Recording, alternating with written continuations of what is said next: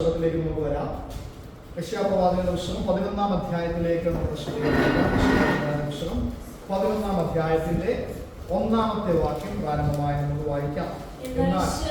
എന്നാൽ യിശയ്യായുടെ കുറ്റിയിൽ നിന്ന് ഒരു മുള പൊട്ടിപ്പുറപ്പെടും, അവന്റെ വേരുകളിൽ നിന്നുള്ള ഒരു കൊമ്പ് ഫലം കായ്ക്കും. ആ വാക്യം കേൾക്കുമ്പോഴേ നിങ്ങൾക്കറിയാം ആരെ കുറിച്ചാണ് സംസാരിക്കുന്നത്. ഹല്ലേലൂയ. പ്രവാചകൻ ആരെ കുറിച്ച് സംസാരിക്കുന്നത്? ദാവീദിനെ കുറിച്ചാണ്, യേശു കർത്താവിനെ കുറിച്ചാണ് പ്രവചിക്കുന്നത്. യെശയ്യാപ്രവാചകന്റെ പുസ്തകം നാം പഠിക്കുമ്പോൾ 9-ാം അധ്യായത്തിൽ നമ്മൾ ഓൾറെഡി കണ്ടു കഴിഞ്ഞാൽ ഒരു ശിശു ജനിക്കുവാൻ പോകുന്നു, നമുക്കൊരു മകൻ നൽകപ്പെട്ടിരിക്കുന്നു, ആധിപത്യം അവന്റെ തോളിലിരിക്കും, അവൻ അത്ഭുതമന്ത്രി, വീരനാം ദൈവം എന്നുള്ള ഭാഗങ്ങൾ 9-ാം അധ്യായത്തിൽ നാം കാണുന്നുണ്ട്. യേശുക്രിസ്തുവിന്റെ ജനനത്തെ കുറിച്ചുള്ള ഭാഗങ്ങൾ 53-ാം അധ്യായം നാം എപ്പോഴും ധ്യാനിക്കുന്നതാണ്. കർത്താവിന്റെ ക്രൂശീകരണത്തെ കുറിച്ചുള്ള ചിന്തകൾ അതിനകത്തുണ്ട്. നോക്കണമേ, സംവത്സരങ്ങൾക്ക് മുമ്പാണ് നോക്കണം ഒരു പ്രവാചകന്റെ മനസ്സിലേക്ക് പരിശുദ്ധാത്മാവ് പകർന്നത്. അദ്ദേഹം തൂലികയായി ചലിപ്പിച്ചെഴുതിയ ഭാഗങ്ങളാണ് ഹല്ലേലൂയ നാം ഇപ്പോഴും പഠിച്ചുകൊണ്ടിരിക്കുന്നത്. ഈ കാലഘട്ടത്തിൽ യേശു കർത്താവിനെ കുറിച്ചുള്ള ജനനം, ഹല്ലേലൂയ, മരണ, അടക്ക, പുനരുത്ഥാനങ്ങൾ, കഷ്ടാനുഭവങ്ങളെല്ലാം പരിശുദ്ധാത്മാവിൽ വെളിപ്പെട്ട് കിട്ടിയ ഒരു പ്രവാചകൻ. Hallelujah, praise the lord. അപ്പോൾ ഹല്ലേലൂയ, സംവത്സരങ്ങൾക്ക് മുമ്പുള്ളത് കർത്താവ് തന്നെ ദാസന് കൊടുത്തെങ്കിൽ വരും കാലഘട്ടങ്ങളിലുള്ളത് ദൈവം നമ്മളെ അറിയിക്കാതിരിക്കുമോ? Praise the lord. ഹല്ലേലൂയ. എന്റെ ദാസനായ അബ്രഹാമിൽ നിന്ന് എനിക്ക് മറച്ചു വെക്കുവാൻ പറ്റുമോ എന്നാണ് ദൈവം ചോദിക്കുന്നത്.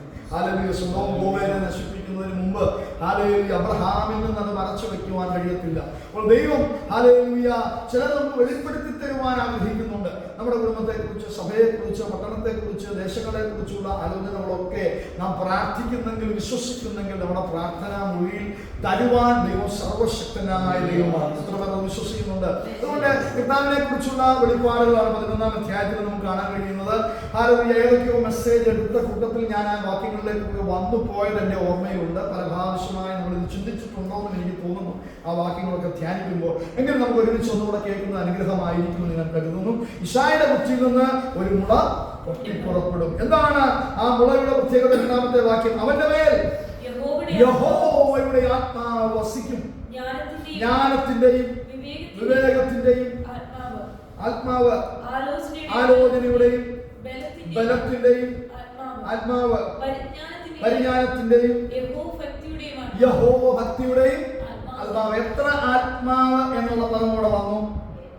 7 അല്ലേ? വെളിപ്പാട് പുസ്തകം നാം പഠിച്ചപ്പോൾ ആ വെളിപ്പാട് പുസ്തകത്തിലെ ഒരു അധ്യായത്തിൽ 7 ആത്മാക്കൾ എന്നുള്ള ഭാഗം നാം ചിന്തിച്ചു, ഓർക്കുന്നുണ്ടോ? ഹല്ലേലൂയ. അന്നേരം നമ്മൾ ഈ യെശയ്യാപ്രവാചകന്റെ പുസ്തകത്തിലേക്ക് വന്നിട്ട് 7 ആത്മാക്കൾ ഏതൊക്കെയാണ്, ദൈവത്തിന്റെ തന്നെ 7 ആത്മാക്കൾ എന്നുള്ള ചിന്തയിലേക്ക് നാം വന്നായിരുന്നു. യഹോവയുടെ ആത്മാവ്, ജ്ഞാനത്തിന്റെ, വിവേകത്തിന്റെ, ആലോചനയുടെ, ബലത്തിന്റെ, പരിജ്ഞാനത്തിന്റെ, യഹോവ ഭക്തിയുടെ ആത്മാവ്. അല്ലെങ്കിൽ ഇതിനു മുമ്പുള്ള ഭാഗങ്ങൾ അശൂർ സൈന്യത്തെ കുറിച്ചും അശൂർ രാജാക്കന്മാരെ കുറിച്ചും ഒക്കെയുള്ള സംസാരിക്കുന്ന ഭാഗം 10-ാം അധ്യായത്തിലുണ്ട്. അപ്പോൾ അശൂർ സൈന്യത്തെ വൃക്ഷങ്ങളോട് ഉപമിച്ചതിന് ശേഷം, വൃക്ഷങ്ങളെ കൊണ്ട് നിറഞ്ഞിരിക്കുന്നത് പോലെ അശൂർ സൈന്യത്തെ പരാമർശിച്ചതിന് ശേഷം ഹല്ലേലൂയ 11-ാം അധ്യായത്തിലേക്ക് വന്നിട്ട് പറയുകയാണ്, അതിന്റെ ഇടയിൽ ഒരു ചെറിയ മുള പുറപ്പെട്ടു വരും. ഹല്ലേലൂയ, സ്തോത്രം. ഇതിന്റെ ഹല്ലേലൂയ യഥാർത്ഥ ട്രാൻസ്ലേഷനിൽ പഠിക്കുമ്പോൾ അവിടെ അവന്റെ വേരുകളിൽ നിന്ന് ഒരു പുഷ്പം ഉണ്ടാകുമെന്ന് എഴുതിയിരിക്കുന്നു. Praise God. അവന്റെ വേരുകളിൽ നിന്ന് ഒരു പുഷ്പം ഉണ്ടാകും, ഒരു മുള പൊട്ടിപ്പുറപ്പെടും. ഒരിക്കലും സംഭവിക്കത്തില്ല എന്ന് ചിന്തിക്കുന്നിടത്ത് ഹല്ലേലൂയ നമ്മൾ ധ്യാനിച്ചതാണ്, നസറേത്തിൽ നിന്ന് വല്ല നന്മയും വരുമോ? ഒരിക്കലും നടക്കത്തില്ല. നഫ്താലി ദേശത്ത് നിന്ന്, സെബൂലിൽ നിന്ന് ഒരു ഇരുട്ടിൽ ഒരു വെളിച്ചം പ്രകാശിക്കുമെന്ന് ഹല്ലേലൂയ ചിന്തിച്ചതേയല്ല. ഹല്ലേലൂയ. എന്നാൽ അങ്ങനെ ഒരു സ്ഥലത്ത് നിന്ന് ഹല്ലേലൂയ നമ്മുടെ കർത്താവ് ഉദിക്കുവാനിടയായി തീർന്നു. ഹല്ലേലൂയ. യിശയ്യായുടെ കുടുംബത്തിൽ ഹല്ലേലൂയ നമ്മുടെ കർത്താവ് ജനിക്കുവാനായി ഇടയായി തീർന്നു. ദാവീദിന്റെ സിംഹാസനത്തെ കുറിച്ച് നാം ധ്യാനിച്ചായിരുന്നു. ദാവീദിന്റെ സിംഹാസനത്തിൽ ഇരിക്കുന്നവൻ, ദാവീദിന്റെ താക്കോൽ കൈവശമുള്ളവൻ, ആരടച്ചാലും തുറക്കുവാൻ കഴിയുന്നവൻ, ആര് തുറന്നാലും അടയ്ക്കുവാൻ കഴിയുന്ന ഹല്ലേലൂയ യേശു കർത്താവ് വെളിപ്പെട്ടത് ഹല്ലേലൂയ ദാവീദിന്റെ കുടുംബത്തിലാണെന്ന് ഉള്ള ഭാഗമാണ് ഈ ഭാഗത്തെ പരാമർശിക്കുന്നത് കാണാൻ കഴിയും.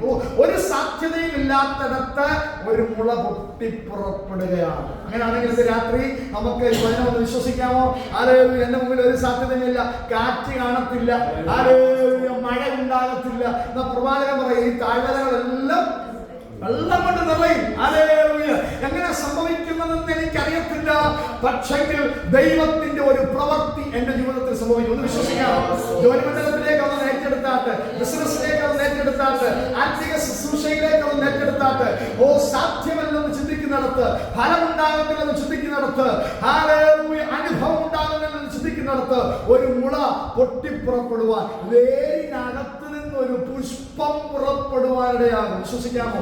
ജീവിതത്തിലേക്ക് അതുപോലെ കൊണ്ടുവന്നാട്ടെ. കർത്താവ് 2026 ദൈവം അത് എനിക്ക് വേണ്ടി ചെയ്യണമേ. കർത്താവിന് വേണ്ടി ഇശായിയുടെ കുടുംബത്തിൽ ദൈവം അത് ചെയ്യെങ്കിൽ എനിക്ക് വേണ്ടി ഒരു ദൈവപ്രവൃത്തി അയക്കണമെന്ന് വാസ്തവമായി വിശ്വസിച്ച് എന്റെ ജോലിയിൽ, എന്റെ ബിസിനസ്സിൽ, എന്റെ ശുശ്രൂഷയിൽ, എന്റെ ഭൗതിക ആത്മിക വിഷയങ്ങളിൽ പുത്തൻ മുളകളെ പൊട്ടിപ്പുറപ്പെടുവിക്കുന്ന, വേരുകളിൽ നിന്ന് പുഷ്പത്തെ നൽകുന്ന ഒരു സർവശക്തനായ ദൈവമുണ്ട്. ഹല്ലേലൂയ. വേറെ എവിടെയോ നമ്മളിത് വായിച്ചിട്ടുണ്ട് അല്ലേ? ഓർക്കുന്നുണ്ടോ? ഏത് ഭാഗത്താണ്? ഹല്ലേലൂയ. പൊട്ടിപ്പുറപ്പെടുന്ന അനുഭവം, ഹല്ലേലൂയ. കുറ്റിയിൽ നിന്ന് വരുന്ന അനുഭവം പറയാമോ? ഹല്ലേലൂയ. യോബിന്റെ പുസ്തകത്തിലേക്ക് വരാം. യോബിന്റെ പുസ്തകം 14-ാം അധ്യായത്തിന്റെ 7-ാമത്തെ വാക്യത്തിലേക്ക് വരാം. ഒരു വൃക്ഷമായിരുന്നാൽ, ഇതൊന്നും ധ്യാനിച്ചിട്ടുണ്ട്, ഒരു വൃക്ഷമായിരുന്നാൽ വ്യത്യാസമുണ്ട്. അതിനെ വെട്ടിയാൽ പിന്നെയും പൊട്ടിക്കിളർക്കും, വിടാതിരിക്കുകയില്ല. നിലത്ത് പഴകിപ്പോയാലും കെട്ടുപോയാലും വെള്ളത്തിന്റെ ഗന്ധം കൊണ്ട് അത് കിളിർക്കും. ഒരു തൈ പോലെ തലവിടും. താഴ്ത്ത വാക്യം വായിച്ചാൽ മരിക്കുന്നതിന് മനുഷ്യനെ കുറിച്ച് പരാമർശിച്ച ആ ഭാഗങ്ങളിൽ മുകളിൽ എഴുതിയിരിക്കുന്നത് അല്ലേ? ഒരു മനുഷ്യൻ മരിച്ചാൽ എവിടേക്ക് പോകുമെന്നൊക്കെ ചോദിക്കുന്ന ഭാഗം യോബിന്റെ പുസ്തകത്തിലുള്ളത്. കർത്താവാണ് അതിന്റെ മറുപടി പറയുന്നത് യോഹന്നാന്റെ പുസ്തകത്തിൽ. ഹല്ലേലൂയ. Praise the Lord. ഇവിടെ പറയുന്ന വൃക്ഷമായാൽ പ്രത്യാശയുണ്ട് അല്ലേ? നിലത്ത് പഴകിപ്പോയാലും കുറ്റി മണ്ണിൽ കെട്ടുപോയാലും വെള്ളത്തിന്റെ ഗന്ധം ഉണ്ടെങ്കിൽ. പരിശുദ്ധാത്മാവിനോട് ചേർത്തുള്ള ചിന്തകളിലും ഈ ഭാഗങ്ങൾ അഭിഷിക്തന്മാർ പരാമർശിക്കാറുണ്ട്. ഹല്ലേലൂയ. വരണ്ട അനുഭവമാണെങ്കിലും, ഹല്ലേലൂയ, നിലത്ത് പഴകിപ്പോയാലും കുറ്റി മണ്ണിൽ കെട്ടുപോയാലും പരിശുദ്ധാത്മാവിന്റെ ഒരു ചലനം ഉണ്ടെങ്കിൽ ഒരു കിളിർപ്പുണ്ടാകും. ഇന്ന് രാത്രി വിശ്വസിക്കാമോ? വരണ്ട അനുഭവങ്ങൾ നമ്മുടെ ജീവിതത്തിൽ ഉണ്ടെങ്കിൽ ഹല്ലേലൂയ, ജീവജല നദിയുടെ ഒരു ചെറിയ ഗന്ധം മതി. ഹല്ലേലൂയ, അവിടെ കിളിർപ്പുണ്ടാകും. വിശ്വസിക്കുന്നു.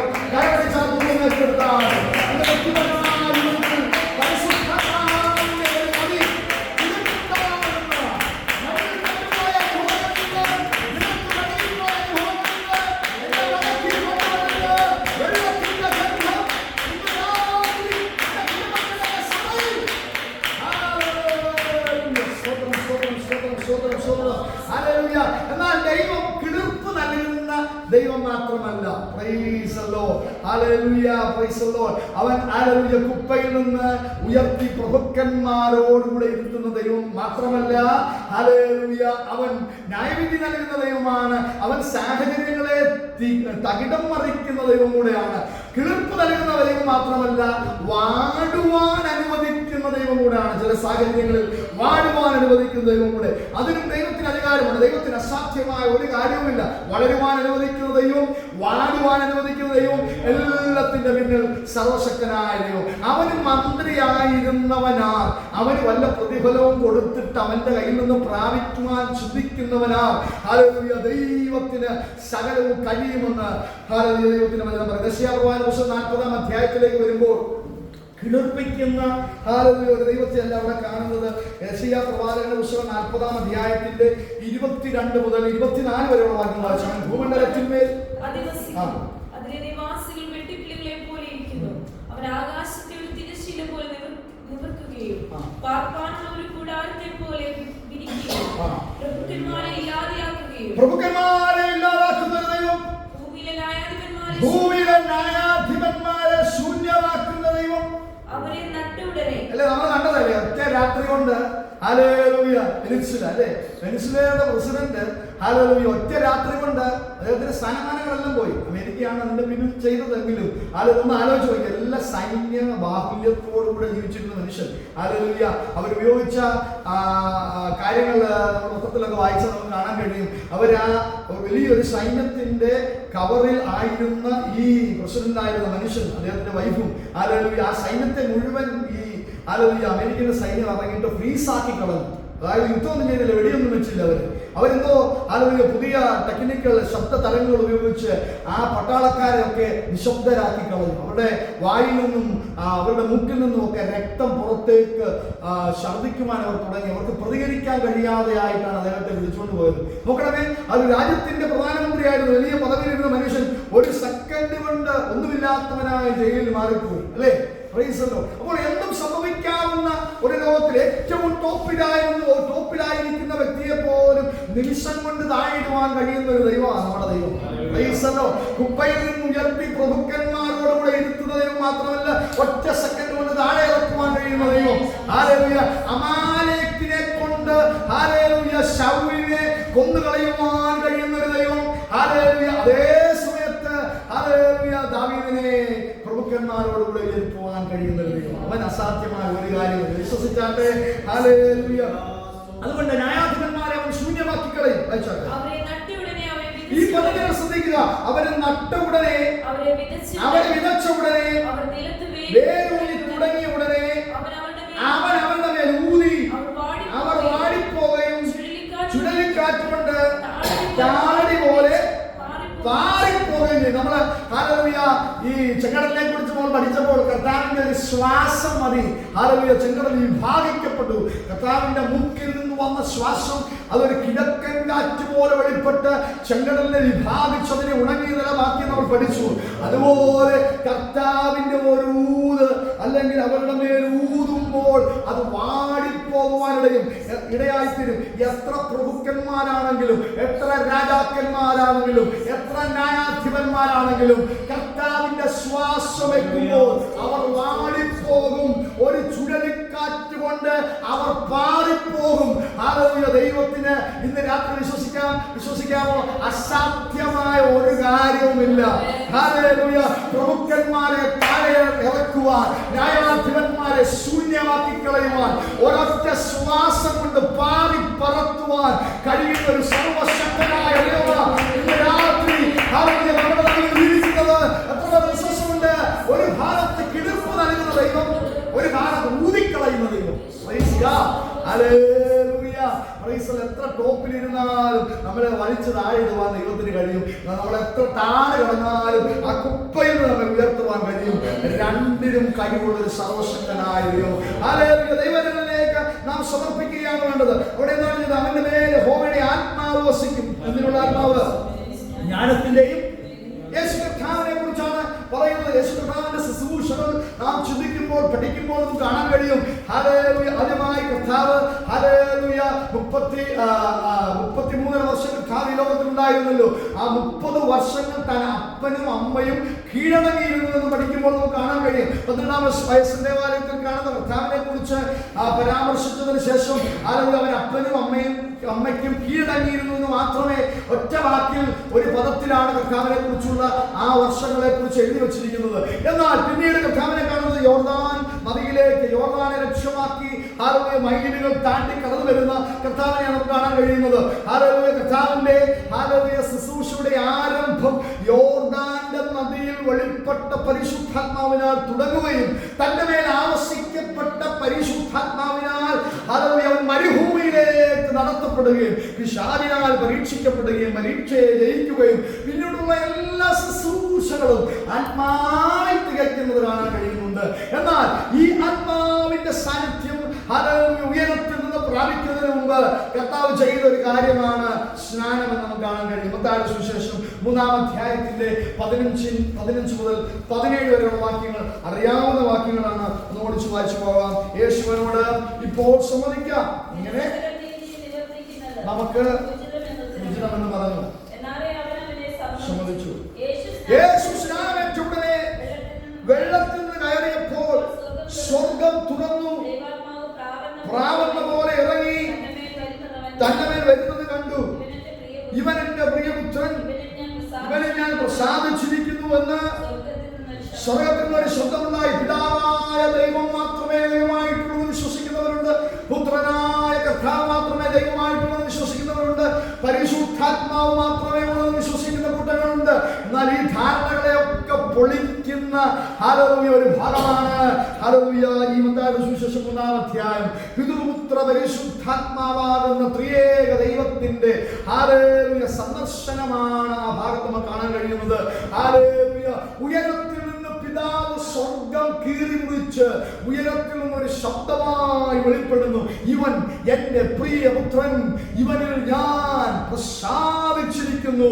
ഹല്ലേലൂയ. എന്റെ പുത്രനാണ്, ദൈവപുത്രനാണ്, തൃത്വത്തിൽ ഒരുവനാണെന്ന് ഹല്ലേലൂയ സ്നാനക്കടവിൽ നിൽക്കുമ്പോൾ, സ്നാന ജലത്തിൽ നിൽക്കുമ്പോൾ പിതാവായ ദൈവം ഉയരത്തിൽ നിന്നൊരു ശബ്ദമായി വിളിച്ചു പറയുകയാണ്, ഇവൻ എന്റെ പ്രിയപുത്രൻ. ഹല്ലേലൂയ. വെള്ളത്തിൽ ആരാ നിൽക്കുന്നത്? ഹല്ലേലൂയ. പുത്രനായ ദൈവപുത്രനായ ക്രിസ്തു. ഹല്ലേലൂയ. പരിശുദ്ധാത്മാവ് പ്രാവന്ന പോലെ ഇറങ്ങി വരുന്നു. ഹല്ലേലൂയ.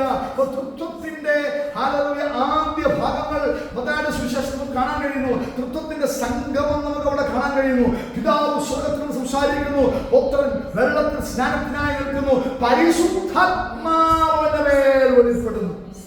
ഹല്ലേലൂയ. ഇതാണ് യെശയ്യാപ്രവാചകൻ പറയുന്നത്, അവന്റെ മേൽ ഒരു ആത്മശക്തി വെളിപ്പെടും. ആ ആത്മശക്തിയുടെ പ്രത്യേകത എന്താണ്?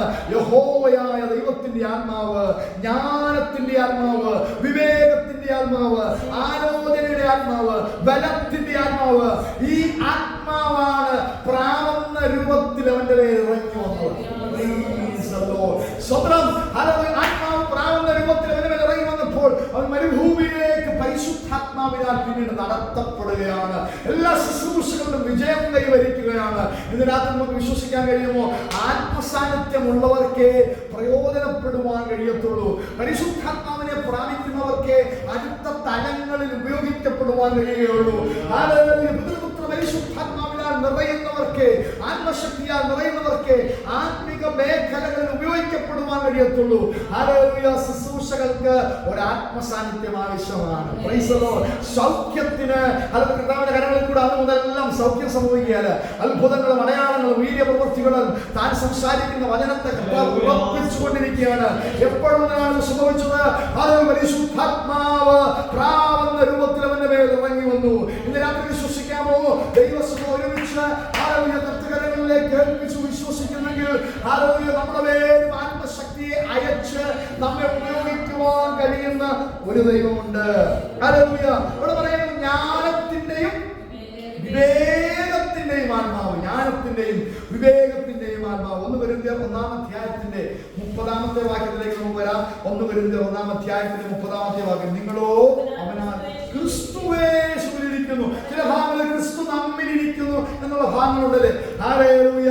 Price the Lord. മഹത്വത്തിന്റെ പ്രത്യാശയായ ക്രിസ്തു നിങ്ങളിലിരിക്കുന്നു. യഹൂദാ ഗോത്രത്തിലെ സിംഹം നിങ്ങളിലിരിക്കുന്നു, നിങ്ങളിലിരിക്കുന്നു, നിങ്ങളിലിരിക്കുന്നു, കർത്താവ് നിങ്ങളിലിരിക്കുന്നു എന്നുള്ള ഭാഗങ്ങൾ പോലെ ഈ ഭാഗത്ത് തിരികെ എഴുതിയിരിക്കുകയാണ്, നിങ്ങളോ അവനാൽ ക്രിസ്തുവേശുവിലിരിക്കുന്നു. അപ്പോൾ പരസ്പരം ഹല്ലേലൂയ ഒരു ബന്ധമാണ് അല്ലെ? കർത്താവുമായിട്ടുള്ള ബന്ധം, പരസ്പരമുള്ള കൂട്ടായ്മ ബന്ധം. ഞാൻ അവനോടും അവൻ എന്നോടും കൂടെ അത്താഴം കഴിക്കണം. അത്താഴം കഴിക്കുന്നത് തന്നെയാണ്, നിന്നോണ്ട് കഴിക്കത്തില്ല. അല്ലെ? നിന്നോണ്ട് കഴിക്കുന്നവരുണ്ട്, ഡ്യൂട്ടിക്കൊക്കെ പോകുന്നുണ്ട്, പെട്ടെന്ന് നിന്നോണ്ട് കഴിച്ച് പോകുന്നവരുണ്ട്. എന്നാൽ ഹല്ലേലൂയ സാധാരണ രീതിയിൽ അത്താഴമൊക്കെ കഴിയുമ്പോൾ ഒന്ന് ഇരുന്ന് റെസ്റ്റ് ഒക്കെ എടുത്ത് പരസ്പരം സംസാരിച്ച് എല്ലാ വീടുകളിലും ഉണ്ടോന്ന് അറിയത്തില്ല ഇപ്പോൾ അല്ലേ? ഹല്ലേലൂയ. ഓരോരുത്തരും ഓരോ മൊബൈൽ എടുത്ത് ഓരോ ചേനലിൽ ഇരുന്നാണ് ഇപ്പോൾ ഫുഡ് കഴിക്കുന്നത് എല്ലായിടത്തും. ഹല്ലേലൂയ. പണ്ടൊക്കെ എല്ലാവരും ഒരുമിച്ച് കൂടിയിരുന്ന് പ്രാർത്ഥിച്ച് ഒരുമിച്ച് ഭക്ഷണമൊക്കെ എടുത്ത് കഴിക്കുന്ന കാലഘട്ടമൊക്കെ മാറിക്കൊണ്ടിരിക്കുക. ഹല്ലേലൂയ. അപ്പോൾ ശ്രദ്ധിക്കുക. ഹല്ലേലൂയ. അപ്പോൾ കൂട്ടായ്മ എന്ന് പറഞ്ഞാൽ പരസ്പരം ഇരുന്നുള്ള ബന്ധം, ഇരിക്കുക. കർത്താവിന്റെ കൂട്ടായ്മയെ കുറിച്ച് തന്നെ പറയുന്നുണ്ട്, ഹൃദയം തുറന്നു കൊടുക്കുമ്പോൾ അവൻ നമ്മുടെ അകത്ത് പ്രവേശിച്ച് നമ്മോട് കൂടെ ഇരിക്കും എന്നാണ് എഴുതിയിരിക്കുന്നത്. അതൊരു ഭാവന ഇരിക്കുക, കർത്താവിനോട് കൂടെ ഇരിക്കുക, കർത്താവുമായുള്ള സംസർഗം, കർത്താവുമായുള്ള ബന്ധം. നിങ്ങളോ ക്രിസ്തുവേശുവിൽ ഇരിക്കുന്നു, അവൻ അവനാണ് നമ്മുടെ നീതി, അവനാണ് നമ്മുടെ ജ്ഞാനം, അവനാണ് നമ്മുടെ ശുദ്ധീകരണം. ഇത്ര പദങ്ങളെല്ലാം തരുന്നു നോക്കിയേ. അവൻ നമ്മുടെ ജ്ഞാനമാണ്, കർത്താവ് നമ്മുടെ ജ്ഞാനം, കർത്താവ് നമ്മുടെ നീതി, കർത്താവ് നമ്മുടെ ശുദ്ധീകരണം, കർത്താവ് നമ്മുടെ വീണ്ടെടുപ്പ്. വിശ്വാസമുണ്ടോ? Hallelujah. Praise the lord. Hallelujah. Hallelujah. ആഹാബിന്റെ മുമ്പിൽ ഓടി പ്രസംഗിക്കണോ? ഹല്ലേലൂയ. ഹല്ലേലൂയ. പ്രൈസ്. അവൻ നമ്മുടെ നീതി, കർത്താവ് നമ്മുടെ നീതിയാണ്, നമ്മുടെ വീണ്ടെടുപ്പാണ്. ഹല്ലേലൂയ. അവനാണ് നമ്മിൽ ഇരിക്കുന്നത്. പ്രൈസ്. അതുകൊണ്ട് ഹല്ലേലൂയ ഈ ദൈവത്തിൽ നിന്നുള്ള ജ്ഞാനം നമുക്ക് ലഭിക്കണമെങ്കിൽ, ലോകത്തിന്റെ ജ്ഞാനമല്ല, ദൈവത്തിന്റെ ജ്ഞാനം നമ്മിൽ വാഴണമെങ്കിൽ കർത്താവ് നമ്മുടെ അകത്തിരിക്കണം. ഹല്ലേലൂയ, സ്തോത്രം. നിങ്ങൾ ശ്രദ്ധിക്കുക, നിങ്ങൾ പഠിക്കുന്ന കുഞ്ഞുങ്ങളാണല്ലോ, നിങ്ങൾക്ക് ലോകപ്രകാരം ലഭിക്കുന്ന ജ്ഞാനത്തെക്കാൾ അപ്പുറമായ ദൈവിക ജ്ഞാനം, വീണ്ടെടുപ്പിന്റെ ഉടയവനായ, ശുദ്ധീകരണത്തിന്റെ ഉടയവനായ, നീതിമാനായ കർത്താവ് നിങ്ങളുടെ അകത്ത് വസിക്കുന്നെങ്കിൽ ദൈവത്തിന്റെ ജ്ഞാനം നിങ്ങൾക്കുണ്ടാകും. വിശ്വസിക്കാതെ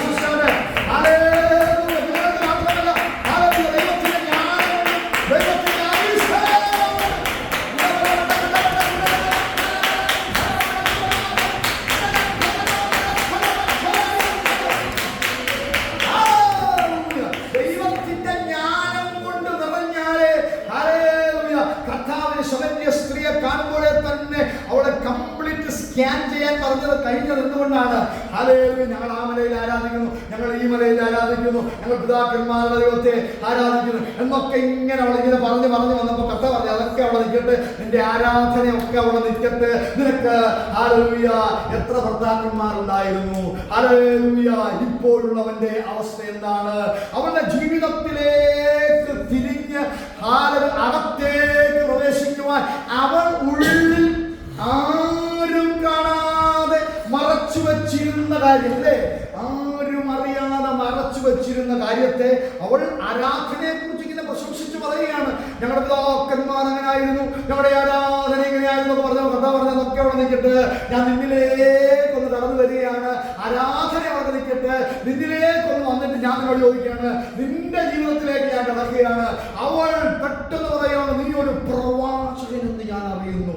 ജ്ഞാനത്തിന്റെ ആത്മാവിനാൽ, ദൈവത്തിന്റെ ജ്ഞാനത്താൽ നിറഞ്ഞവൻ പരിശുദ്ധാത്മാവിൽ സംസാരിച്ചപ്പോൾ അവർക്ക് തടുക്കുവാൻ കഴിഞ്ഞില്ല.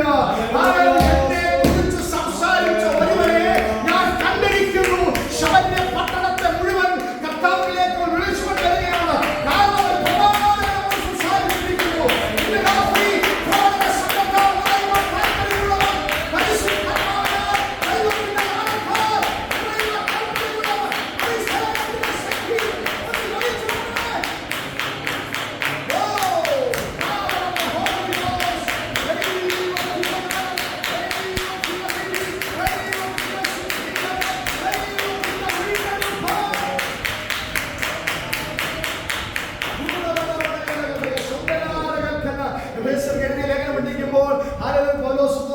പ്രാർത്ഥന മുഴുവനും ഭൗതികമായ പ്രാർത്ഥനകളല്ല. കാരണം ഈ മനുഷ്യന് ഭൗതികമായി പ്രാർത്ഥിക്കേണ്ട ആവശ്യമില്ല. കമാലയന്റെ വാദമെടുത്തിട്ട് മനുഷ്യന് കപ്പൽ ഉടമസ്ഥന, ഇഷ്ടംപോലെ സ്വത്തുള്ളവൻ ഇതെല്ലാം ചപ്പും ചലവെന്നും എണ്ണിക്കളഞ്ഞിട്ട് വിശ്വാസ ജീവിതത്തിന് വേണ്ടി ഇറങ്ങി തിരിച്ച മനുഷ്യനാണ്. അതുകൊണ്ട് ഈ മനുഷ്യന്റെ പണത്തെ കുറിച്ചും സമ്പത്തിനെ കുറിച്ചൊന്നും വലിയ ആഗ്രഹമില്ല. മൈൻഡിൽ എപ്പോഴും ലോകകാര്യങ്ങളെക്കാൾ അപ്പുറമായി മനസ്സ് മുഴുവൻ ആത്മീകാര്യങ്ങളാ, കർത്താവിനെ കുറിച്ചുള്ള ചിന്തകളാ, എഴുതുന്നത് മുഴുവൻ ആത്മീകാര്യങ്ങളാ. ലോകപരമായ കാര്യങ്ങളെക്കാൾ പുള്ളി ദൂരി എടുക്കുമ്പോൾ വെളിപ്പെടുന്നതെല്ലാം പരിശുദ്ധാത്മാവിനെ കുറിച്ച്, യേശുവിനെ കുറിച്ചുള്ള ആലോചനകളാ. 14 ലേഖനങ്ങൾ മുഴുവനും ഇതേ നമുക്ക് കാണാൻ കഴിയുന്നുള്ളൂ. എഫേസ്യ ലേഖനം എഴുതി തുടങ്ങിയപ്പോൾ 1-ാം അധ്യായത്തിന്റെ 17 മുതൽ 19 വരെയുള്ള വാക്യങ്ങൾ എഴുതിയിരിക്കുക. നിങ്ങളെ ഓർത്തുകൊണ്ട് നമ്മുടെ കർത്താവായ യേശുക്രിസ്തുവിന്റെ ദൈവവും മഹത്വമുള്ള പിതാവായവൻ നിങ്ങൾക്ക് തന്നെ കുറിച്ചുള്ള പരിജ്ഞാനത്തിൽ, നിങ്ങളുടെ ബാങ്ക് ബാലൻസ് കൂടാനല്ല, നിങ്ങളുടെ നന്മകൾ വർദ്ധിക്കാനല്ല, ജ്ഞാനത്തിന്റെയും വെളിപ്പാടിന്റെയും ആത്മാവിനെ തരേണ്ടതിന്. ദൈവസഭയ്ക്ക് രാത്രി എന്താ വേണ്ടത്? ജ്ഞാനത്തിന്റെ ആത്മാവ്, വെളിപ്പാടിന്റെ ആത്മാവ്. വിശ്വസിക്കുക, പ്രാർത്ഥിക്കുമ്പോൾ വെളിപ്പാടുകൾ ഇറങ്ങി വരട്ടെ. നിരന്തരമായ പ്രാർത്ഥനകൾ മാറി വെളിപ്പാടുകൾ സംസാരിക്കുവാൻ, ദൈവാലോചനകൾ സംസാരിക്കുവാൻ, ജ്ഞാനത്തിന്റെ ആത്മാവിനാൽ, വെളിപ്പാടിന്റെ ആത്മാവിനാൽ നിങ്ങൾക്ക് വെളിപ്പാടിന്റെ ആത്മാവിനെ തരേണ്ടതിന് പ്രാർത്ഥിക്കണം. നമ്മൾ എത്ര പ്രാവശ്യം പ്രാർത്ഥിക്കാറുണ്ട്?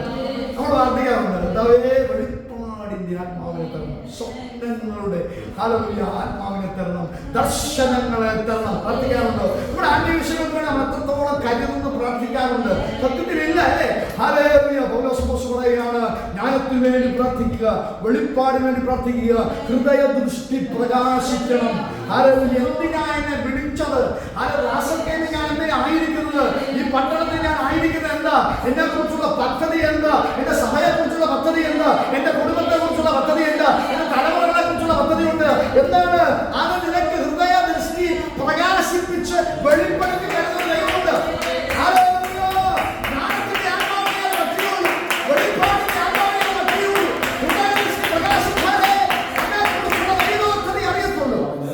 പ്രകാശിച്ച് ഇനി വിശുദ്ധന്മാരിൽ നമുക്കുള്ള അവകാശങ്ങൾ എന്തൊക്കെയാണ്, അതിന്റെ മഹിമാധനമില്ലെന്നും ഈ വാക്യ സാധനം നമ്മൾ വായിക്കും ഓടിച്ചങ്ങ് പോവുക. പൗലോസ് അപ്പോസ്തലൻ എഴുതിയ സ്പീഡിനേക്കാൾ ഡബിൾ സ്പീഡിൽ അല്ലെ 120 മൈൽ സ്പീഡിലാണ് നമ്മൾ ഈ വാക്യം വായിച്ചു പോകുന്നത്. എന്ത് രസകരമായ, എന്ത് അന്തസത്ത നിറഞ്ഞൊരു വാക്യമാണ്. അത് ഹൃദയദൃഷ്ടി പ്രകാശിക്കണം. നമ്മളെ എന്തിനാ വിളിച്ചതെന്ന് അറിയണം. ഹല്ലേലൂയ. നമ്മുടെ ജ്ഞാനം കൊണ്ട് നിറയണം, വെളിപ്പാട് കൊണ്ട് നിറയണം. മാത്രമല്ല അടുത്ത വാക്യം നമുക്ക് എല്ലാവർക്കും ചലഞ്ചിങ് ആയിട്ടുള്ള, ഇൻട്രസ്റ്റിംഗ് ആയിട്ടുള്ള വാക്യമാണ്. അവനൊരു ബലമുണ്ട്, അവന്റെ ആ ബലത്തിന്റെ വല്ലഭത്വത്തിൽ, അതിന്റെ വ്യാപാരത്താൽ, സാധാരണക്കാരന് വേണ്ടിയല്ല, പ്രാർത്ഥിക്കാത്തവന് വേണ്ടിയല്ല, വചനം വായിക്കാത്തവന് വേണ്ടിയല്ല, അവന്റെ വ്യാപാര ശക്തി വെളിപ്പെടുന്നത് വിശ്വസിക്കുന്ന നമുക്ക് വേണ്ടി വെളിപ്പെടുന്ന അവന്റെ ശക്തിയുടെ അളവറ്റ വലിപ്പം. നമ്മൾ പഠിക്കുകയുള്ളതിനേക്കാൾ അപ്പുറമായ അളവിൽ വെളിപ്പെടുന്ന ദൈവത്തിന്റെ ശക്തി.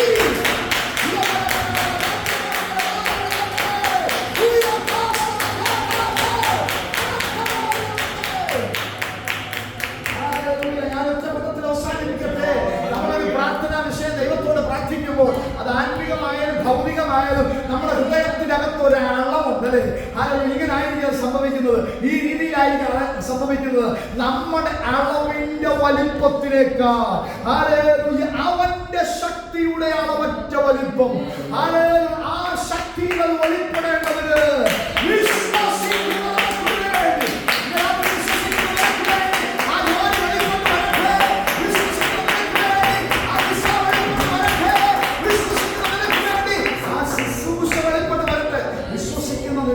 വ്യാപരിക്കുന്ന അവന്റെ ശക്തിയുടെ അളവറ്റ വലിപ്പം ഇന്നതെന്നും നിങ്ങൾ അറിയേണ്ടതിനും പ്രാർത്ഥിക്കുന്നു. Price the Lord. മത്തായിയുടെ സുവിശേഷം 14-ാം അധ്യായത്തിലേക്ക് നമുക്ക് കടന്നു വരാം. ഹല്ലേലൂയ. അതിന്റെ 27-ാമത്തെ വാക്യം വായിച്ച് ഞാൻ പ്രാർത്ഥിക്കുവാൻ പോകുന്നു. എന്റെ പിതാവ് സകലവും എങ്കൽ പരമേൽപ്പിച്ചിരിക്കുന്നു. പിതാവല്ലാതെ ആരും പുത്രനെ അറിയുന്നില്ല. ഈ വാക്യമായി എനിക്ക് വളരെ സന്തോഷം തോന്നി കേട്ടോ. ഞാൻ ഈ വാക്യം അധികം ശ്രദ്ധിച്ചിട്ടില്ലായിരുന്നു. പക്ഷെ ആ ഒരു പദം എന്ന് നോക്കിയേ, പുത്രൻ വെളിപ്പെടുത്തി കൊടുപ്പാൻ ഇച്ഛിക്കുന്നവനുമല്ലാതെ ഒരുത്തം പിതാവിനെ അറിയത്തില്ല. Praise God. ഹല്ലേലൂയ. നമ്മൾ പിതാവായ ദൈവത്തെ സേവിക്കുന്നു, പിതാവായ ദൈവത്തെ മാത്രം ആരാധിക്കുന്നു എന്ന് പറയുന്ന ജീവിതമാണ് അല്ലേ? എന്നാൽ ഈ വചനം പറയാണ്, യേശു കർത്താവ് വെളിപ്പെടുത്തി കൊടുക്കാതെ ഒരുവനും പിതാവിനെ അറിയില്ല. Price the Lord.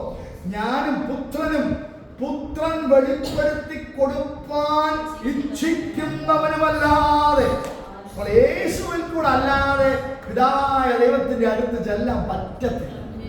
Praise God. Hallelujah. അപ്പോൾ അവനെ സകലവും ഫലമേൽപ്പിച്ചിരിക്കുകയാണ്.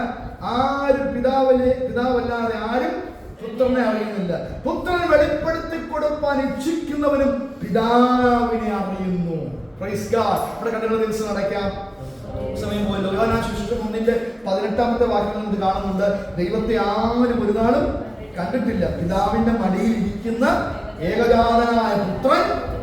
അപ്പോൾ യേശു കർത്താവ് ത്രൂ അല്ലാതെ, എന്നെ കൂടെ അല്ലാതെ ആർക്കും പിതാവിന്റെ അടുക്കൽ ചെല്ലാൻ കഴിയത്തില്ല. അപ്പോൾ പിതാവായ ദൈവത്തെ അല്ലേ, കർത്താവിനെ ആരാ കണ്ടത്? പിതാവായ ദൈവത്തെ കണ്ടിട്ടുള്ളത് ആരാ? മോശ മാത്രമേ അല്പമായി ഒന്ന് കണ്ടിട്ടുള്ളൂ അല്ലേ?